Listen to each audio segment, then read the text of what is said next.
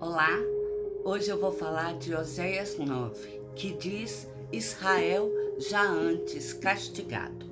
E inicia dizendo: Não te alegres, ó Israel, não exultes como os povos, porque com prostituir-te abandonaste o teu Deus.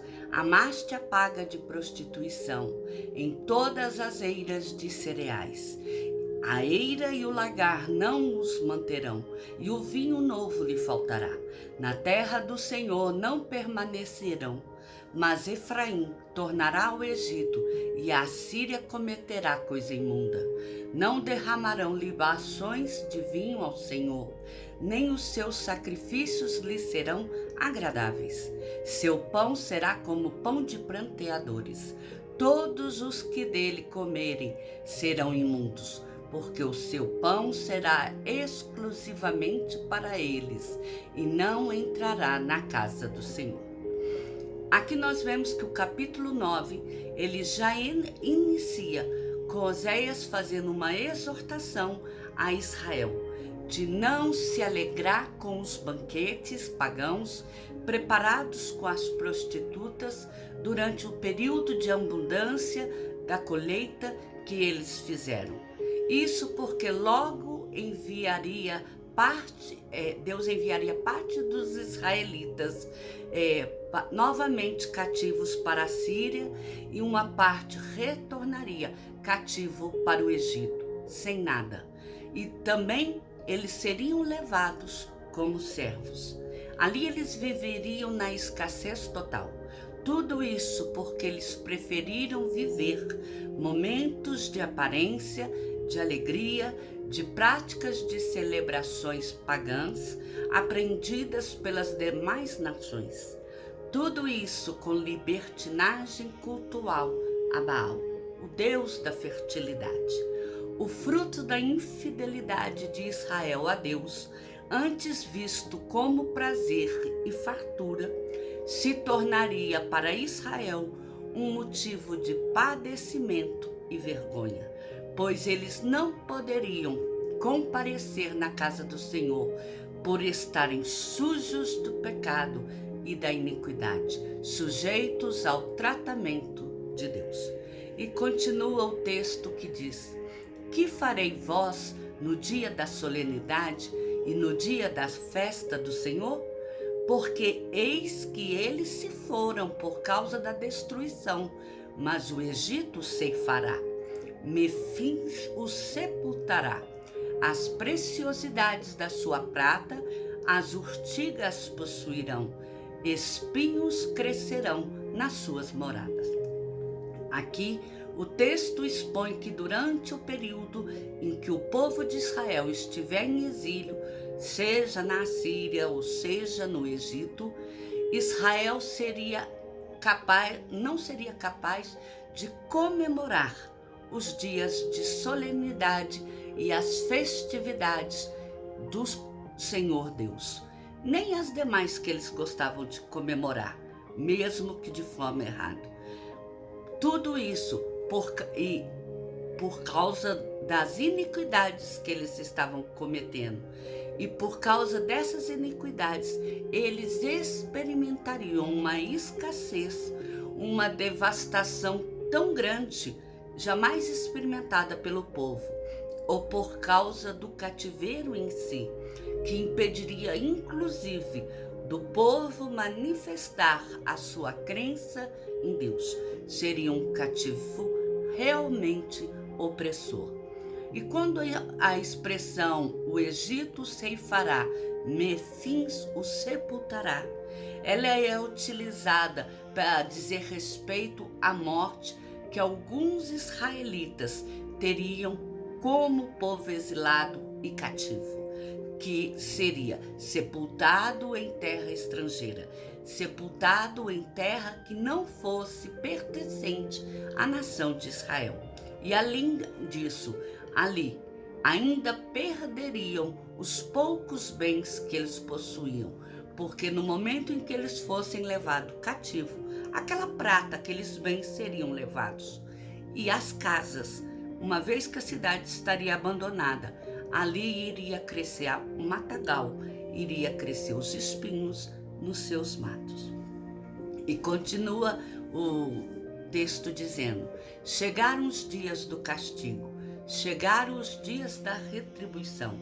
Israel saberá, o seu profeta é um insensato, o homem de espírito é um louco, por causa da abundância da tua iniquidade, ó Israel, e o muito do teu ídolo.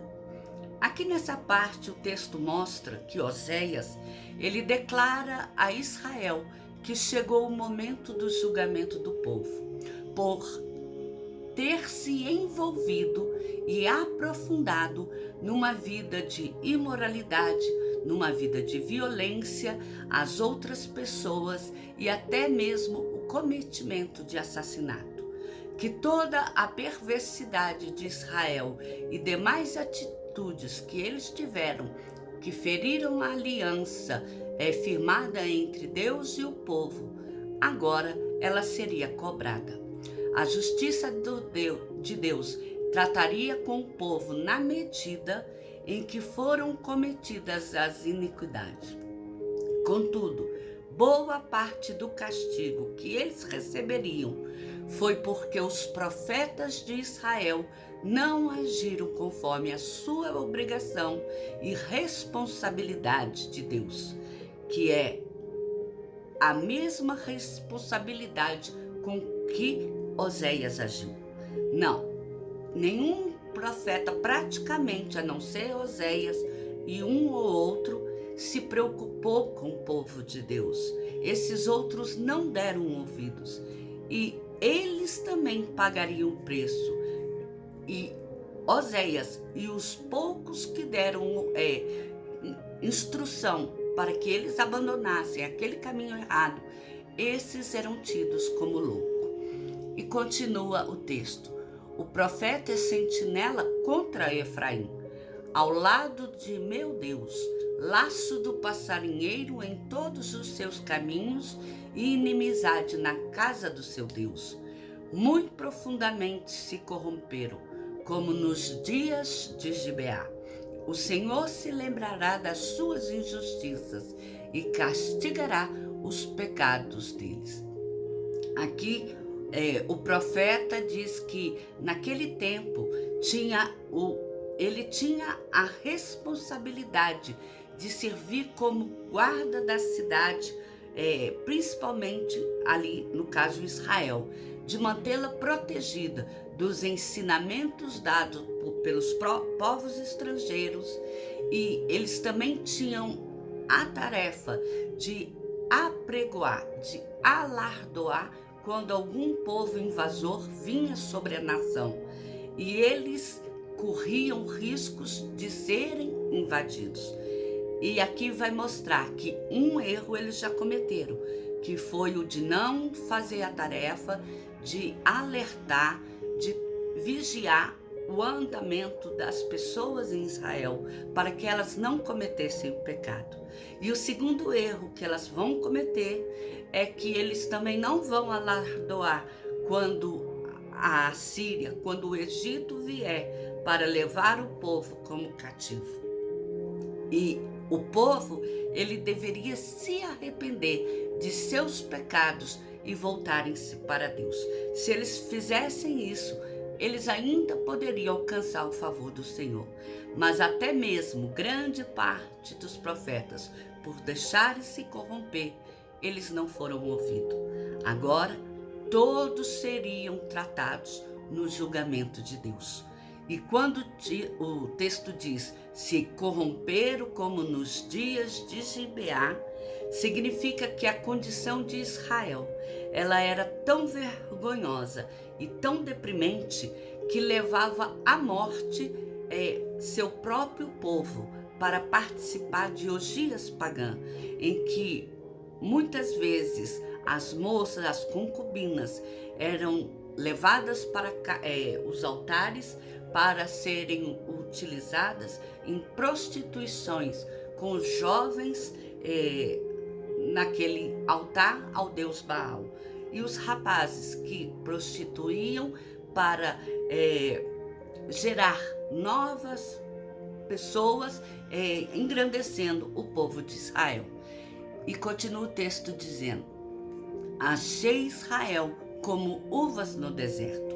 Vi a vosso pai como as primícias da figueira nova, mas eles não foram para Baal-peor e se consagraram à vergonhosa idolatria e se tornaram abomináveis como aquilo que amam. Quanto a Efraim, a sua glória voará como ave. Não haverá nascimento, nem gravidez, nem concepção. Ainda que venham a criar seus filhos, eu os privarei dele, para que não fique nenhum homem. Ai deles, quando deles me apartar. Aqui, Oséias expõe que Deus se agradou de Israel enquanto Israel caminhava pelo deserto, assim que o povo saiu do Egito.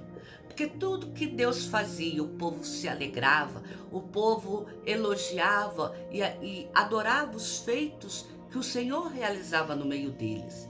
Por isso ele era como uvas no deserto. Só que assim Deus esperou que os frutos daquele povo, quer dizer, que a nova geração de pessoas viesse e continuassem a honrar o seu nome como aquela geração estava honrando. Só que essa primeira geração ela passou e a nova geração ela veio já se corrompendo e ela não adorava a Deus, mas como Deus esperava que ele fosse louvado, que ele fosse adorado. E a geração madura, junto com a nova geração, ela voltou seu coração para coisas que não deveria.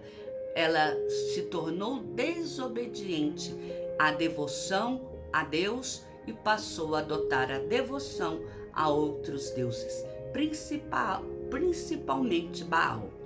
E a forma de fazer com que o povo deixasse de se envolver com a adoração a este falso Deus era só através do tratamento do povo, vivendo um novo exílio.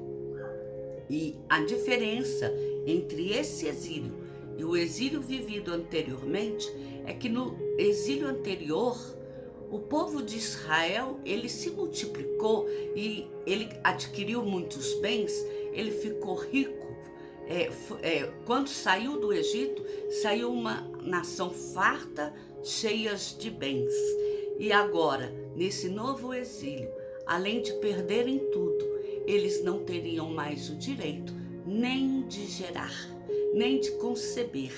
E caso o seu ventre seria estéril, e caso acontecesse de alguém gerar um filho, este filho lhe seria tomado. Inclusive, ele não teria capaz de amamentar o filho, caso algum deles houvesse nascido. Essa seria a severidade do castigo e do julgamento que recairia agora sobre Israel. E o texto diz: Efraim, como planejei, seria como Tiro, plantado num lugar aprauzível. Mas Efraim levará seus filhos ao matador. Dá-lhes, ó Senhor, que lhes darás. Dá-lhes um ventre estéril e seco. Toda a sua malícia se acha em Gilgal. Porque ali passei a aborrecê-los, por causa da maldade de suas obras. Os lançarei fora de minha casa. Já não os amarei. Todos os seus príncipes são rebeldes. Ferido está Efraim. Secaram-se as suas raízes. Não dará fruto. Ainda que gere filhos, eu matarei os mais queridos do seu ventre. O meu Deus os rejeitará, porque não o ouvem, e andarão errante entre as nações. Aqui, no final do capítulo, Oséias mostra que o plano de Deus para Efraim, quer dizer, a parte principal, central da nação de Israel, é que esta seria como Tiro, uma cidade formosa, abundante, próspera e rica. Mas o pecado de infidelidade à aliança com Deus e a desobediência aos preceitos e mandamentos divinos fizeram com que Israel desse cabo à sua própria descendência, pois as mulheres estéreis não nasceriam filhos, e com os seios secos, caso nascessem, esses não teriam leite com que se amamentar. Já viviam em período de escassez como escravo, não tendo nem direito com que eles alimentar. Quanto mais uma criança recém-nascida não teria leite para beber.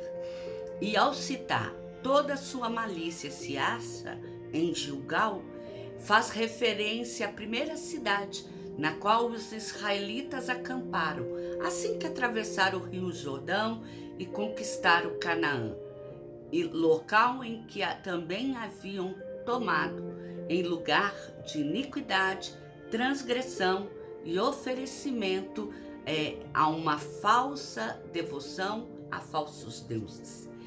Este foi mais um dos motivos que fez a ira de Deus se manifestar para tratar com o povo de Israel, visto que tempo não apaga pecado. O tempo não livra o homem da ira de Deus. Aquele pecado agora clamava, junto com os pecados atuais, a manifestação de Deus. Então, Deus retiraria a sua presença, a proteção de Israel por um tempo, por não darem ouvido à correção que o Senhor lhes entregava através do profeta, principalmente Oséias. E nesse período, os israelitas seriam tratados com mão forte entre todas as outras nações, até que eles reconhecessem os seus erros e Deus decidisse perdoar os seus pecados. Agora sim, dependia deles reconhecerem e pedirem perdão, mas também dependia de Deus decidir perdoá-los naquele momento. E quanto se refere aos príncipes que eram rebeldes, esses seriam substituídos por homens decididos a seguirem a liderança de Deus. Homens que se preocupassem em ensinar o povo a andar em retidão de vida, a amar a Deus, ao próximo, todos os dias, a fazerem aquilo que Deus ordena, a andarem segundo o coração do Senhor. Essa foi a mensagem deixada por Oséias 9. Oséias 10 vai falar sobre o que foi que Israel semeou e qual foi a sua cega, quer dizer, o que foi que ele colheu nessa sua semeadura. Eu espero que todos possam estar comigo para ouvir Oséias 10 na próxima gravação. Não se esqueça, vá no YouTube, faça sua inscrição no meu canal. Miriam Araújo. Deus cuida de mim. Que o Senhor te abençoe.